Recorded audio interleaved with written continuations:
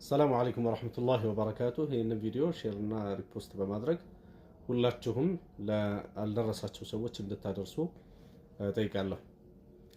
በመቀጠል በጣም የሚጠቅማችሁን ነገር ነው የምነግራችሁ። እሱም በነብዩ ሰለላሁ ዐለይሂ ወሰለም ሐዲሶች ውስጥ ስለ ፕራንክ የመጡትን እነግራችኋለሁ። አብዱራህማን ኢብኑ አቢ ለይላ የሚባል ታቢዒ ምን ይላል? حدثنا أصحاب محمد صلى الله عليه وسلم أنهم كانوا يسيرون مع النبي صلى الله عليه وسلم. يا نبي صلى الله عليه وسلم صحابة نجرون الناس كنبي صلى الله عليه وسلم جاء بللتي يهدو عند سو تنيا إلى سي تنيا عند سو هيدنا جمريزو كجمر جاء السراو وهلا سو يونك التسيل ففزع بتعمد نكتا يا الله مكنيا عليه الصلاة والسلام يهن ناس ملكته ومنالو لا يحل لمسلم أن يروع مسلما مسلم له نسو مسلم اللي يستنقط حلال أيدلم حرام نو بلو يا الله نبي عليه الصلاة والسلام تناقروا إن حديث أبو داود وستناقن يوالن الإمام الألباني رحمه الله صحيح بلو تال ونموت شيء توتشي برانك تبلو سوتش ما يدنق برانك إلا من دم التاقوت سلزي برانك بشريعة يالو حكمه حرام نو من الوقت برانك تبلو በጣም ቀላል የሆነ ፕራንክ ልንለው የማንችል ማለት ነው። ትንሽዬ ቀልድ የሆነ ነገር ከሆነ ችግር የለውም። አንድን ሰው ለምሳሌ አይኑን አስረውት ምናምን የሆነ ሀዲያ ሲሰጡት ክፍት ሲያደርገው ይጠብቃል የሆነ ነገር እንደሆነ የሚያስደነግጥ ነገር አይደለም፣ ደስ የሚል ነገር ነው። የመሳሰለ ይሄ ከሆነ ምንም አይደለም። ይሄ ድንገት ያፈንጠዝያ ነው ምናምን ብለው ሰዎች በቅርብ ጊዜ ያመጡት ማለት ነው። ችግር የለውም ይሄ። ከዛ ውጪ ይሄ ተርዊዕ ያለው ሰዎች ላይ የሆነ ነገር የነፋባቸው አሲድ እየመሰላቸው ሰዎች ህይወታቸውን በሚያጡበት ቀድር ወይም ደግሞ ራሱ ያ ሰው ከራሱ ለመከላከል ብሎ ፕራንክ የተሰራው ሰው ለመከላከል ብሎ ፕራንክ ሰሪውን የሚገልበት ብዙ የሞቱ ሰዎችን የምታዩበት አይነት ፕራንክ ይሄ በአጠቃላይ ፕራንክ የሚባለው ነገር ሐራም ነው። የአላህ መልእክተኛ አለይሂ ሰላቱ ወሰላም ወንድሙ ላይ ስለትን ስለሚያነሳ ሰው በተመለከተ ለቀልድ ብሎ ወንድሙ ላይ ስለትን ስለሚያነሳ ሰው በተመለከተ የተናገሩ ፊ ሙስሊም ያለ ሐዲስ ነው። ይሄ መን አሻረ ኢላ አኺሂ ቢሐዲደትን ስለትን ወንድሙ ላይ የጠቆመ ሰው ፈኢነ ልመላኢከተ ተልዐንሁ ሐታ የንዘዕ ሐታ የደዕ ይህንን ነገር እስከሚተው ድረስ ይህንን ስለት ከወንድሙ ላይ እስከሚያነሳ ድረስ መላኢኮቹ ይረግሙታል ይላሉ። ወኢን ካነ አኻሁ ሊአቢሂ ወኡሚህ ያ ስለት የሚጠቁመው ሰው የሚጠቆምበት ሰው የአባትና የእናቱ ወንድሙ እንኳ ቢሆን ነው የሚሉት። በጣም የቅርቡ ሰው እንኳ ቢሆን አይቻልም። ስለትን የሚገል ነገርን አንድ ሰው ሲሕር እየሰራበት እንደሆነ ለአንድ ሰው የሚያሳይ እንደሆነ የመሳሰለ የሚጎዳውን ወይም ደግሞ ሙሰደስ አንስቶ የሆነ መሳሪያ አንስቶ በሱ ላይ እያነጣጠረበት ሊገለው እንደሆነ ሰውየው እያሰበ እንደሆነ ይሄ በጣም ሐራም ነው። በጣም የተከለከለ ነገር ነው። ከፕራንኮቹ ውስጥ የሚገርማችሁ ደግሞ አንዳንድ ፕራንኮች ምን አሉ? አጋጣሚውን ተጠቅሞ ሰውየው ከተነቃበት ፕራንክ ነው ይላቸዋል ለሰዎቹ። ካልተነቃበት ደግሞ ሌብነቱን ይቀጥላል። ካልተነቃበት ያችን ልጅ ይደፍራታል። ከተነቃበት ፕራንክ ነው። ካልተነቃበት ያንን ገንዘብ ይዘርፋል። ከተነቃበት ፕራንክ ነው። እንደዚህ የመሳሰሉ ነገሮች ብዙ ነው ያሉት። ይህንን የመሰለ ሐዲስ ሁሉ እናገኛለን። በጣም የሚገርመው ነው። ምን ሐዲስ የዛሬ 8 ነው 9 ዓመት አንድ ኹጥባ ላይ አንስቸው ነበር። የአላህ ነብዩ አለይሂ ሰላቱ ወሰላም ሶላቱል ኩሱፍ የሚባል አለ። ፀሐይ ግርዶሽ በሚከሰትበት ጊዜ የሚሰገድ ሶላት ነው። እሱን ሶላት የአላህ ነብዩ አለይሂ ሰላቱ ወሰላም እያሰገዱ እያለ አላህ ዐዘ ወጀል ጀነት ውስጥ ያለውን ነገር ጀሃነም ውስጥም ያለውን ነገር እንደዚሁ አሳየኝ ብለዋል። ይሄ ሐዲስ ፊ ሶሒህ ሙስሊም ያለ ሐዲስ ነው። አጠቃላይ የነገርኳቸው ሶሒህ ሐዲሶች ናቸው።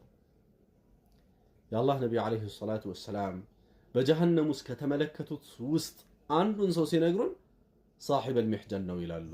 የከዘራ ባለቤት ነው ይላሉ። ይሄ ከዘራ ባለቤት ሐጅ ላይ ሆኖ በከዘራው የተለያዩ ዕቃዎችን ያነሳል ይላሉ መልእክተኛው አለይሂ ሰላቱ ወሰላም። ከዛ በኋላ ሰዎች ካወቁበት ፈኢን ፉጢነ ለሁ ቃል ኢነማ ተዓለቀ ቢሚሕጀኒ በከዘራዬ ተንጠልጥሎብኝ ነው ይላል። ካላወቁበት ግን ሰዎች ይዞት ይሄዳሉ። ወኢን ጉፊለ አንሁ ዘሀበ ቢሂ ይላሉ።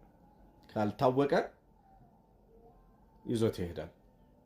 ስለዚህ በጥቅሉ እነዚህ ፕራንኮች በአጠቃላይ አንደኛ የሰሪውን ማንነት የሚወርዱ ናቸው። ስርዓትን ከሰው ላይ የሚገፉ ናቸው። ብዙዎች በዚህ የተነሳ ከባለቤቶቻቸው ተለያይተዋል። ብዙዎች ከሚስታቸው ተለያይተዋል። ብዙዎች ከልጆቻቸው ይጣላሉ። ማህበረሰብ ይቃወሳል። የሆነን ጎሳ ታርጌት ውስጥ ልንከት እንችላለን። የሆነን ብሔር፣ የሆነን ሀገር ጥላቻ ውስጥ ልንጥል እንችላለን። ነፍሳችንን፣ የሰዎችን ነፍስ አደጋ ላይ እንጥላለን። ቅድም እንዳልኳቸው የሞቱ ሰዎች ብዙ ናቸውና ንብረት አደጋ ውስጥ ይገባል። በጣም ብዙ የሆኑ ቤቶች መቃጠል፣ መኪናዎች ገደል ላይ መውደቅ ወይም መገልበጥ አደጋ ይደርስባቸዋል። ሸሪዓ የማይፈልገው አደገኛ ነገሮች ይከሰታሉ። ከዛ ውስጥ አንዱ ውሸት። የአላህ ነብይ አለይሂ ሰላቱ ወሰላም ኢያኩም ወልከዚብ ነው ያሉት። ውሸትን አደራችሁም።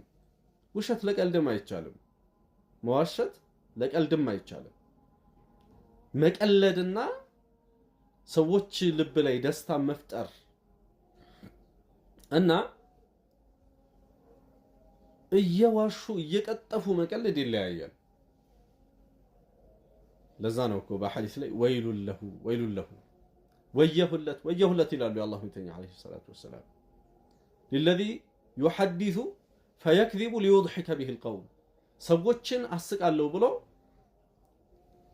ተናግሮ ለሚዋሽ ሰው አስቃለሁ ብሎ ለሚዋሽ ሰው ወየሁለት ብለው ነው የአላህ ነብይ አለይሂ ሰላቱ ወሰላም የሚናገሩት። ስለዚህም ሁላችንም ከዚህ አይነቱ ነገር መራቅ ይኖርብናል። ከፕራንክ አደጋዎች ውስጥ አንዱ ማላገጥን፣ ስርዓት አልበኝነትን ማስፋፋት ነው። ማላገጥ አይቻልም። በሰው ክብር ላይ መቀለድ አይቻልም። ሰዎችን ማሳነስ አይቻልም። ሰዎችን ማስደንገጥ አይቻልም። የአላህ ነብይ አለይሂ ሰላቱ ወሰላም የሰዎችን ዕቃ ለቀልድ ብሎ መውሰድ አይቻልም ብለው ሲሉ በሐዲስ ላይ በግልጽ እኮ ነው የሚነግሩን።